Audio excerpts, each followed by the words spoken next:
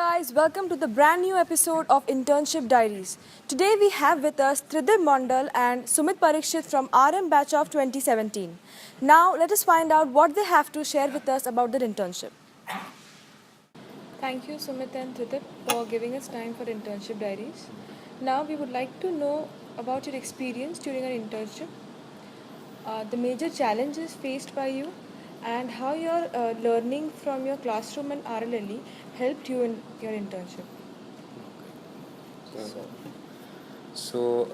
Firstly, broadly speaking, my internship experience was really different. So, actually, I didn't expect that sort of work given the organization I was going.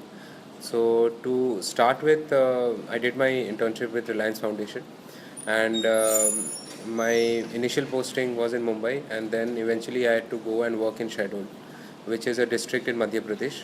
So I was working mostly in the tribal regions of Madhya Pradesh, and my work involved getting to know what is the knowledge, awareness, and health-related practices of pregnant and lactating women of those regions. So that involved a qualitative as well as a quantitative research sort of thing. In quantitative, we are mostly collecting surveys, and in qualitative, I sort of try to do unstructured interviews. So, so initially I stayed in Mumbai just for 5 days, and then I went to Shahdol, which would be my location for the next 40 days or so. And so I had prepared a rough questionnaire. My organization helped me with a questionnaire, and so the first job was very simple, to collect 300 surveys. So that was a sample size which I had to do, and plus I had to do some unstructured interviews, which could be around 8 to 10. So I guess I was successful in collecting all the 300 surveys after like 2 months I was staying there, and I presented whatever my analysis and presentation was.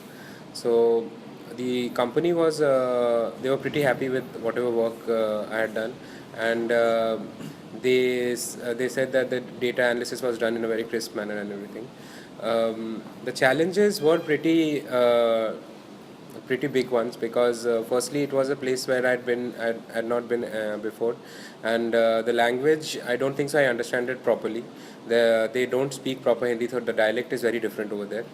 And plus I had to work with tribal women who were pregnant as well as lactating, so that itself created a lot of barriers where especially male sections of the society, they were very reluctant to reluctant about us asking their wives questions directly. So whenever we used to ask questions regarding the survey or whatever interview, so they always used to interrupt. So that was one of the challenges. Given there was this, the environment is also very barren. It was very dry. So given that it was a summer internship, we had to work in temperatures which are above 30, which were above 40 degrees Celsius. So it involved a lot of traveling inside the field only, because survey collection means we had to do a door-to-door survey collection. So that was it.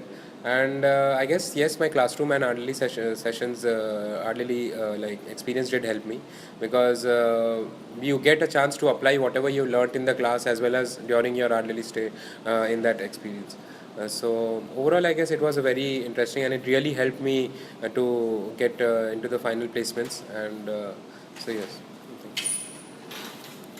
So coming to my side of the job, my job was in HDFC Bank, and definitely you join at level of intern. And to know about at what all levels I was interacting during my job. So my job was basically to promote financial inclusion of villagers and mainly cooperatives in the Odisha region. So in that way I was interacting with these villagers as well as the cooperative members at the bottommost level, and at the topmost level I was interacting to the state head of the HDFC Bank in this region. Similarly, on the other level of the cooperative, I was interacting to the general manager of Kumul, and definitely the cooperative members who were part of this inclusion program. Now this is the kind of work where I would like to think it from the perspective of marketing, that again, either with use of right technology you can expand into a market or exploit the same. For example, to promote financial inclusion, what HDFC was doing is using micro ATM that was easing out the transactions at various levels. Definitely for the cooperative members as well as the villagers who were interacting with them, and other interested consumers who were trying to get involved with the service, because PSU was not reaching them. It was difficult for them to go out to bank for a few cash transactions, or even there was a communication gap that was existing between the villagers or the other bank people. So it was easing that gap, and definitely everyone was interested for it.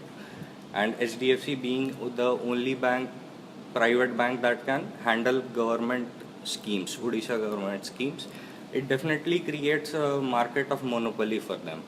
Why monopoly? Not only from the perspective of they being only the private bank who can handle government services, but also the micro ATM that was being used by them can only handle HDFC card, which necessitates everyone who is joining this bank has to have an account with HDFC, or they cannot use the already existing ATM cards that they have.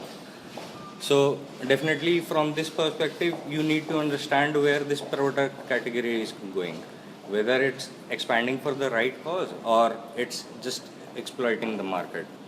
And you need to make the right decision in this case. Now you may think of it wrong that why it was not providing other options like ATMs of other bank or similar financial institution. But the thing is, it was the early mover in it.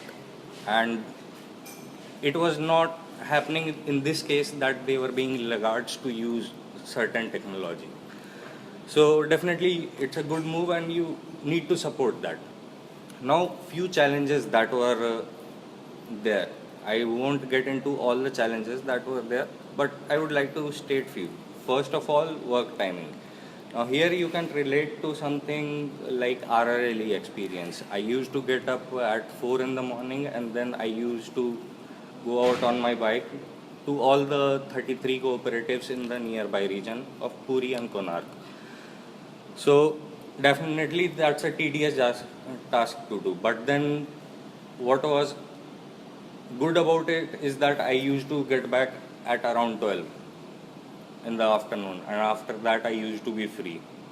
So definitely I can use that time to enjoy my own space, and that is something that is very important during internship. Now despite these challenges being there, you need to think upon two things and provide it at least 1 hour daily.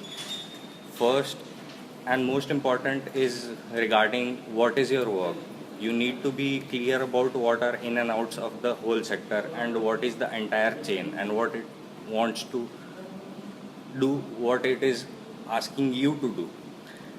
Similarly, the second thing that is important here to understand for you is that what were the previous placements like in our batch. What was that person like who got placed in that company? What were his attributes? You might know few of them, so you can definitely analyze them that this is the kind of person they are looking for if they again come here for the same profile. And again you can think upon the other profiles that were offered during the same time.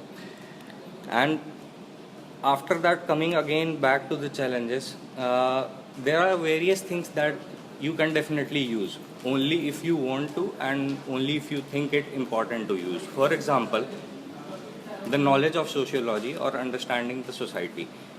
Now when HDFC was trying to reach these people, they were doing it through business correspondents, and they happen to be the owners of cooperatives.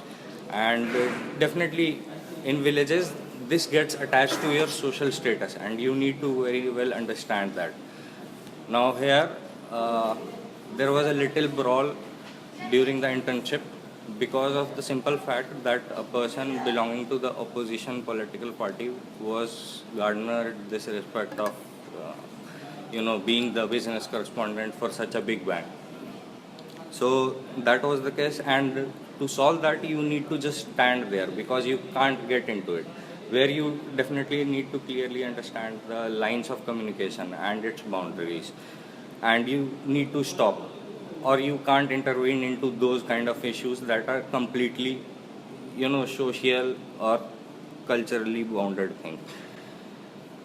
And again, coming back to understanding the communication, you don't just need to understand communication at the level of clientele or consumers, but also from perspective of your seniors. For example, just a week before this SIP thing was going to end, my state had asked me one simple question after learning about what I had done, that what are the other things that are being used by them? What are the other bank products or services that are being used by them, be it private or be it public? Now, this is something that cannot be known in just 1 week. So then again, you need to have clear understanding to where go for collection of primary data, or just go to a sarpanch and look for the secondary data that is already there. So you can just collect what are the policies that are being availed by these villages, and how many people are availing to these services, and definitely that thing goes on easy with you. So that is again one thing, and that's it. Thank you. And also, we would like to know if you can give some tips to our viewers about their upcoming internships. See, definitely there are going to be a lot of challenges. To state this way, my boss did not know the next day where he is going to sit. He was not allotted a permanent place, although he was having a good position and he was earning enough for himself. But still, the whole idea of job becomes difficult if you don't know where you have to sit the next day. So challenges are definitely going to be there, but what positives you can take out of it and how you can improve on it, that is much more important. See, I was working in a sector where I was touching upon these cooperatives.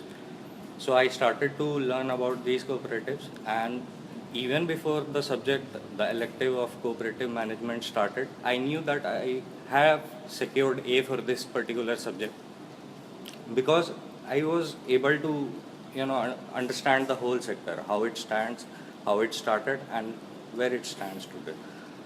So Okay, so I don't think I have any suggestions, because it's better to not go with any preconceived notions. But when I went, the first day I went to my internship office, that is in Mumbai.